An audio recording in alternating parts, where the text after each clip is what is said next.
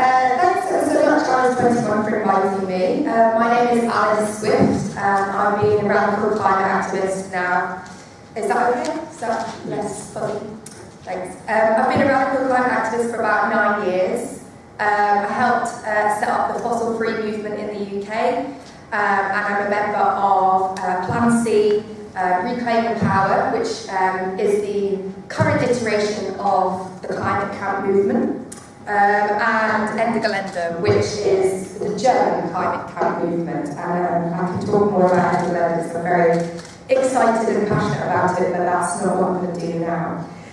So I'm going to talk about ecological democracy, or this is on the chin, under the chin. Okay, is that better? All right. I also have a tendency to project too much, and that's not that doesn't fit with microphones, so I'll try to shout less. So yeah, I want to talk about ecology and the ecological imperative, democracy, and how that fits in with capitalism. And so this is a kind of a bit of a theoretical conundrum that quite a few ecological political theorists have grappled with over the years, which is that we have two competing imperatives, as it were, when it comes to ecological democracy. So we've got the ecological imperative, which is the need to get to an ecologically sustainable state of affairs, to make decisions that are going to be ecologically sustainable. And that is, we can see that as an end goal. So that is an end goal, is the ecological imperative, because we're striving to make these ecological decisions. And then the democratic imperative is the means, really. That is how we make those decisions. So we could get to an ecological end goal without necessarily doing it in a democratic fashion. And so, what happens in a scenario where you have people in a very fantastic democratic scenario, and they will decide not to make the most ecologically sound decision. You have a potential conflict with the two imperatives of the ecological end goal and the democratic means in which to get there. And so this conundrum often leads to ecological authoritarian, kind of eco-authoritarian thought. And that is to say that we need, a big, like either a big state or a strong leader or a big authority to come and make these decisions for us, because what happens in a democracy if we don't make these ecological decisions? And so this has been like a strain of thought, ecological authoritarianism, since the 70s. So kind of before we really understood the effects of climate change, although we can kind of argue that, kind of mainstream, I guess. So eco-authoritarians like Ophuls and Heilbronner have been pushing an eco-authoritarian line to deal with ecological crises. And most recently, with regards to climate change, a new kind of brand of eco-authoritarians have come about, particularly James Lovelock, who is also pushing an eco-authoritarian line. And he wrote in 2010, and by the way, I'm trying to argue against this, but I'm setting up the eco-authoritarian argument. So he wrote in 2010, even the best democracies agree that when a major war approaches, democracy must be put on hold for the time being. I have a feeling that climate change may be an issue as severe as war. It may be necessary to put democracy on hold for a while. And I think sometimes, certainly, in the movements that I'm part of that are very democratic, we don't necessarily see how seductive this kind of point of view can be. But certainly, in kind of the more ecological politics that I do that isn't necessarily anti-capitalist, so maybe talking with scientists or other people, this can be quite a seductive position. And the way that eco-authoritarians kind of take this point of view is that they see the failure of advanced Western liberal democracies to deal with climate change, which I believe is correct. But then they place the blame of these Western liberal democracies at democracy itself. So they say that the reason why we've not dealt with climate change is because a democratic system is incapable of implementing the necessary deep and swift changes that we need to deal with climate change. And we simply cannot agree on the things that perhaps may make us worse off, potentially. And that's how they couch it. I disagree with that, obviously. And they rarely ever state a permanent condition or a permanent state of eco-authoritarianism. Usually it's for like a temporary period of time. And the way that kind of the most recent iteration of eco-authoritarians dealing with climate change put it is, climate change is so severe, it's so urgent, that we just need to suspend democracy for the time being, for a short period of time. We need to implement the swift changes, the far-reaching changes through an authoritarian state of affairs, and then we can kind of get back to a democratic state of affairs. But we all know that when does the authoritarianism end? And I think obviously we need to put that in, at the front of our thoughts when we're dealing with these arguments. So it doesn't really, the argument goes that given the choice that people don't make ecologically sound decisions, and this can come from an understanding that we're simply too selfish or too greedy.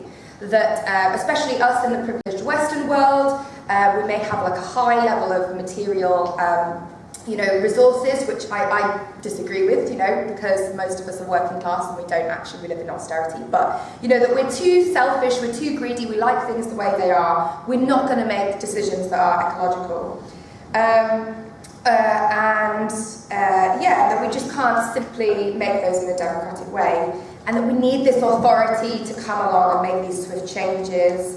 And that could be an authoritarian party, it could be, a dictatorship of expert climate scientists that come along and just tell everyone what we need to do and make it happen. Or it could be a strong leader that we rally around to kind of, impose these conditions on the population. And I think that we shouldn't neglect how, as I've said, how seductive this is. And it's certainly something that I have seen amongst, and sorry to use the kind of colloquialism, but the tanky left has definitely kind of embodied within their approach, and I think it comes from this point of that, people are stupid, they can't make decisions for the future of humanity or for other people, and they need to be told. It's definitely alluring to kind of the tankies and the authoritarians that want this, or see this as the only way. But my argument is that when eco-authoritarians correctly say that the blame is with Western liberal democracies, my argument is that they're not looking at another factor which is to blame, which is capitalism.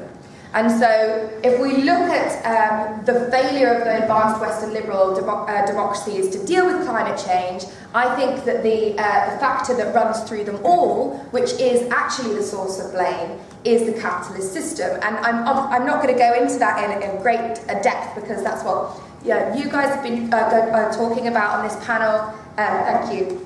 But obviously it comes down to when we have an economic system that has the imperative to growth on a finite planet, then we will never be able to have an ecologically sustainable society.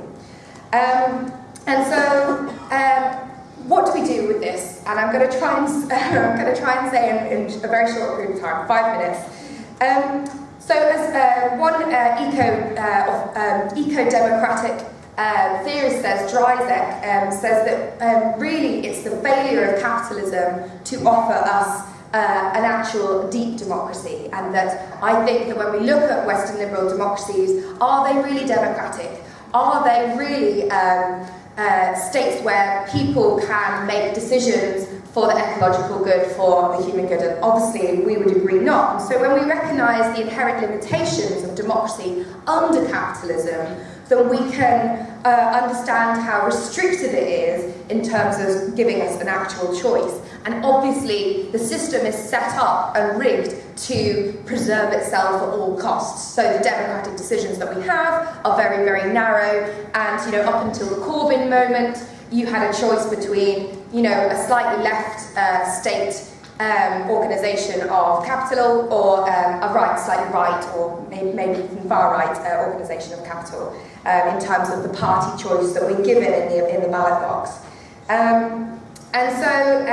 So the solutions to this I see are threefold.